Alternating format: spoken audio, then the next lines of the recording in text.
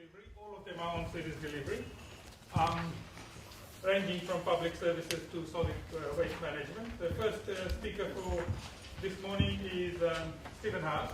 Stephen is a professor of economics at Crawford, and he's the director for the Development Policy Center. If you don't know Stephen, then you probably are in the wrong room.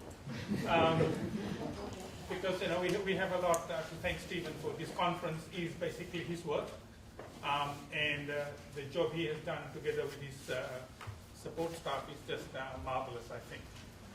So Stephen is the first one who's speaking, and he'll be talking about PNG budgetary trends. Stephen, if you don't mind, I might cut you down to 15 minutes. Yep. With a plus minus 1 minute. The sheets here. Thanks very much.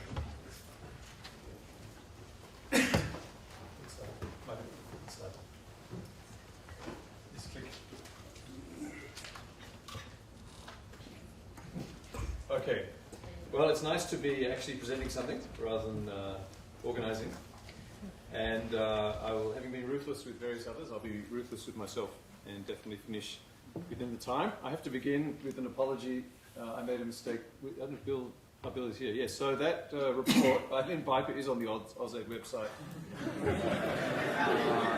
So it was written in 2004, and then I think we could say, somewhat forgotten about. And actually we rediscovered it. We suggested to AusAid that they publish it because it's such a good paper. And at first the idea was that we publish it, but and that's what was in my mind. But in the end, AusAid published it. So there is a long gap between when it was done and when it was published. But yes, it's up on the AusAid website. There's a blog about it on our website, and I encourage everyone to read that paper. It's very insightful. But my topic is different. I'm talking about the 2013 PNG budget, and this is joint work with Andrew Mako here and Tony Swan. So this is part of a project, and actually another presentation in this session is part of the same project that we're doing with the NRI, with AusAid funding. It's called the Promoting Effective Public Expenditure in PNG. And the project has two tracks. One is sort of macro track, looking at expenditure trends and policies, and the other is a micro track, actually looking at results on the ground. So my presentation is on the first track, the macro track, and the other presentation will be on the survey track. I'm going to start off, there's some overlap with Tim's presentation. I'm going to start with growth and go on to the budget. Overall, of course there are risks. Tim pointed out several, but growth prospects continue to be positive, especially put in that long-term historical perspective where PNGs have such a disappointing GDP performance, right? And GDP per capita, even today, is still pretty much at the level it was at independence. Right? But that does represent a recovery from the lows reached about 10 years ago. So overall growth prospects are positive. I want to make the same point Tim made. I think it's not surprising poverty stagnated in PNG over the last 15 years. The most recent data we have is that data Satish presented, which is back 2009-10, and GDP per capita in 2009-10 was lower than in 1996, so it's not surprising poverty's gone up. But more recent figures are more promising, and whereas over that period the growth in formal sector jobs just kept up with the growth in population, now in the last 10 years it's been more than double the rate. So there's some encouragement on the growth side, but I think we can all agree the budget needs to do a better job of converting growth into development. There has been non-minerals growth, but a lot of the growth that's going to come is going to be that LNG growth. That's that big spike you see. As you're going to hear also from Margaret's talk, with this all the mineral and mining development, the real benefits for the ordinary people are going to come if the government can convert the revenues they get into public goods, services that benefit the ordinary person. So I think we need to have a strong focus on the budget, and that's what we're doing in our project. That's what I'm doing in this presentation. I'm going to focus on the 2013 budget, but put it in a sort of longer-term historical perspective. It was an extraordinary budget in some ways, but it does continue the trend over the last decade of very rapid expenditure growth. So this is just percentage growth in the budget, not adjusting for inflation, but you can see it's often 10%, it's often 20%, it's often it has been above 20%, and so this is one of the highest, but in fact it's not actually the highest in the last 10 years. So we've had a tripling of government expenditure over the last 10 years, and certainly this has brought some benefits. So this is just looking at what are called the priority sectors. And it's just the last 3 years, but you can go back further and you'll see a similar picture. We do have expenditure at record levels in really important areas, like education, like health, but also transport, and crucially in law and order. And we think the National Roads funding has been a particular success story.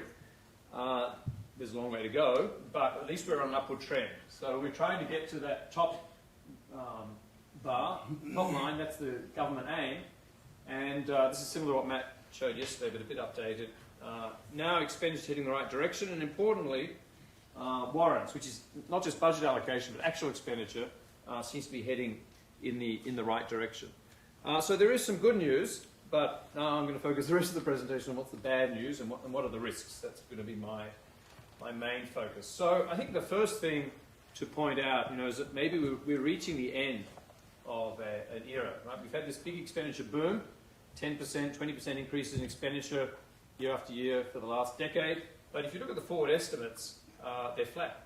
Right? It's remarkable. All this is just adjusting for inflation. Right? That line totally flattens out. Right? So it could be wrong. Maybe it's too conservative. But there are some real reasons to believe that actually we have reached the end of the expenditure boom. So what are those reasons? Well, there are two really. One is that expenditure has outstripped revenue. Right? So PNG is now spending, or at least aspiring to spend, quite a bit more than it raises in revenue. So this is done per person just to make it more understandable. And spending about 1,700 kina, but only raising less than 1,400. So there's a big gap, and you've got to close that gap. PNG aspires to close that gap to balance the budget over the medium term. So if you're going to close the gap, then you've got to slow expenditure growth down, right, to let revenue catch up. So that's going to be one constraint on expenditure growth. And the other constraint on expenditure growth is that revenue is not growing that fast. Right? This is a pretty startling graph, I think. If you're a developing country, your revenue-GDP ratio should trend upwards over the long term. Right? Part of becoming a developed country is that governments become bigger because you're providing those public goods.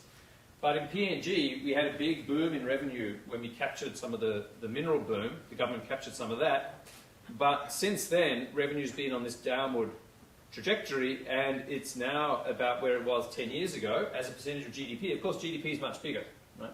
But if you project forwards, the revenue-GDP ratio is actually on a slightly negative trajectory. And that's to do with a variety of reasons, but in particular, it seems fairly generous treatment given to big mineral projects, including long tax holidays, so that even when you get new projects coming on the stream, such as Ramu Nickel, they're not going to pay tax for at least 10 years, perhaps more.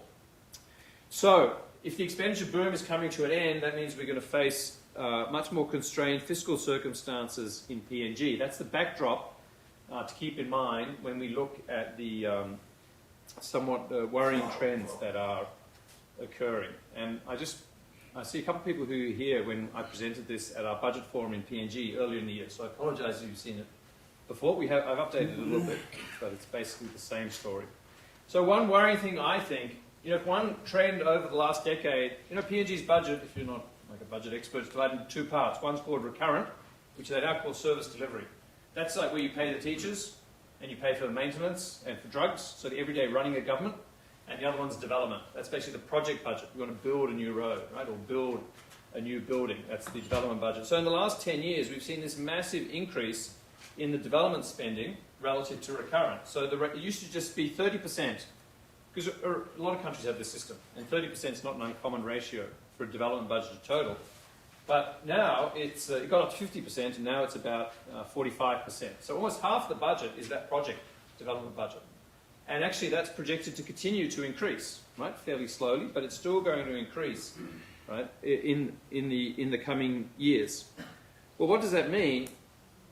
If you put those two things together, a tight overall aggregate fiscal picture, slow expenditure growth, and more money going to development, continued expansion of development budget in a tight fiscal context means that funding for core service delivery functions will be squeezed, right?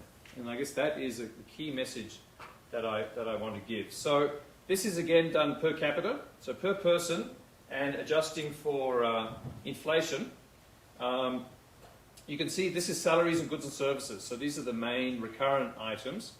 Right? It was sort of flat until about 2010, and the development budget crept up. In fact, became bigger than it. The last few years, they've had big expenditure growth, so they've both been increasing.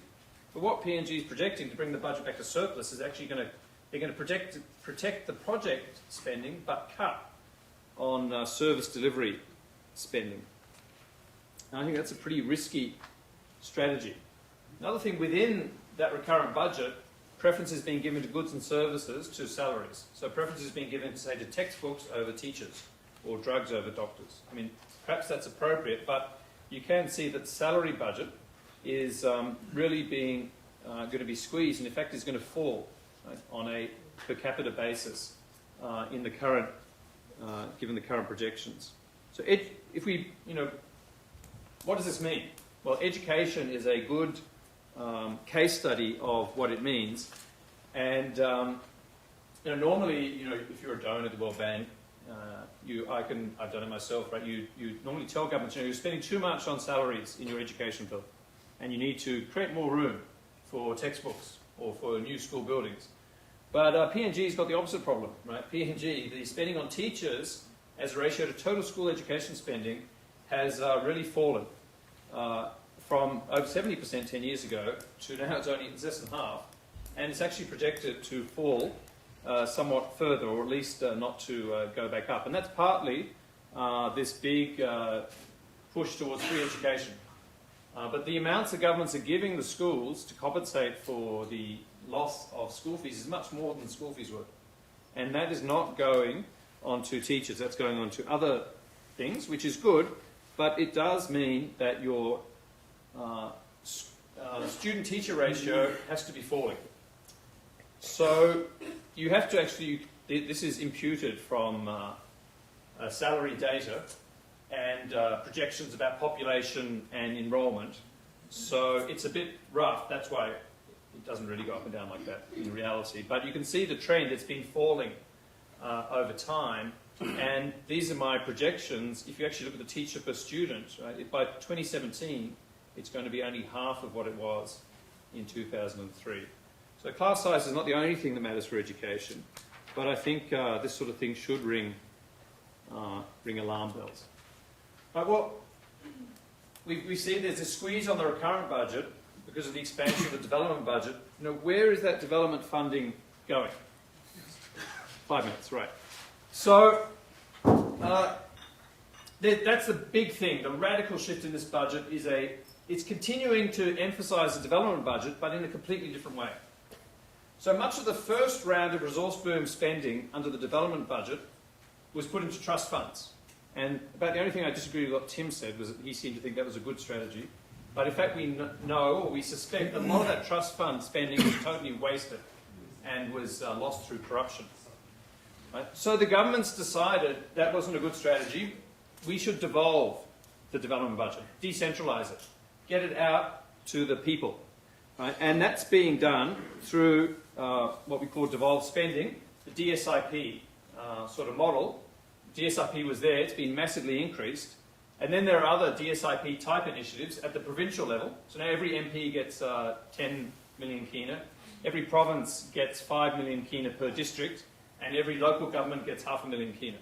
If you put all that together, right, you can see this massive increase. Right? It's gone from about 5 to about 15%.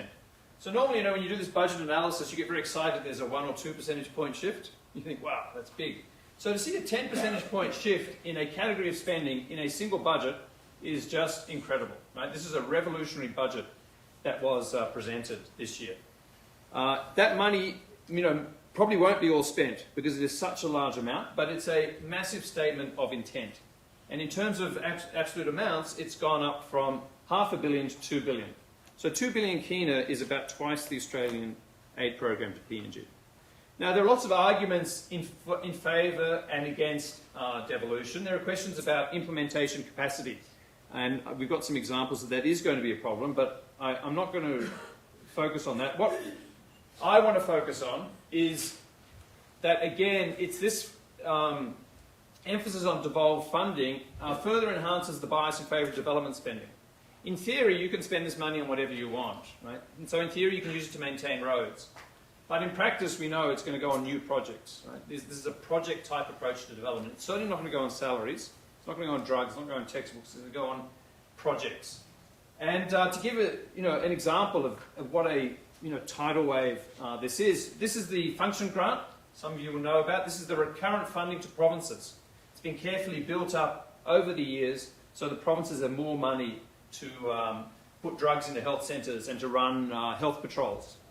So that's been slowly built up, but here's this, just the provincial devolved grant, and it's suddenly come in and it already exceeds the function grant. So in my view, the issue that we haven't focused on enough with this devolved spending is that it further adds to this bias away from recurrent funding towards development spending. Then we have the Sovereign Wealth Fund. The Sovereign Wealth Fund, and there's a lot of uncertainty about the Sovereign Wealth Fund. That's why I asked Tim that leading question. But if it goes forward in its original plan, then we know that the funds from the Sovereign Wealth Fund are going to go to the development budget rather than the recurrent budget. And now there's a new plan that may or may not get up, that the Sovereign Wealth Fund is going to go and support state-owned enterprise capitalisation under the so-called Kundu Trust. In either case, those funds are not going to go and support basic service delivery. So what is the problem? This picture, this is from our, and I'm about to finish. This picture is from our survey that Colin and Andrew are going to talk about, and this is the problem we're worried about. So this is a DSIP project that worked, right? This is a very well-constructed health centre. I think this was in Gulf, wasn't it, from Colin, where Colin did the survey. So this is implementation wasn't a problem here, right? It worked well. What's the problem here? The problem is this was built, I think, 18 months before the surveyors came, and it was still locked, right? There were no staff to run this clinic, right? So the problem with this devolved approach, emphasising projects, you're going to get new facilities, you're not going to have the coordination or the resources to ensure that you've got the recurrent funding to get any value at all from your big capital splash, whether it's centralised or decentralised. So the conclusions are pretty obvious. There's some good news. The more resources for priority areas, the more resources for priority areas, especially in transport, are a welcome development. But frontline service delivery has taken a back seat, and that's hasn't been such a problem in the past because everything's been increasing. But with fiscal constraints tightening, it needs to be given greater priority, or frontline service delivery will suffer. The taxation review that's underway is urgent because we've got that falling tax to GDP ratio. And of course, it's an exciting time for budget analysis because it is such a revolutionary change. But I've just added in this final slide because now PNG is coming up to its new budget, its next budget. I really think that, as a friend of PNG, the budget process has to be turned on its head. And recurrent spending can no longer be treated as a residual. That whatever we've got left after we've done our development spending, we'll use that to work on salaries and drugs. You've got to get recurrent budget spending first priority. And you've got to say we're going to make it work. Because if it doesn't work, then your development spending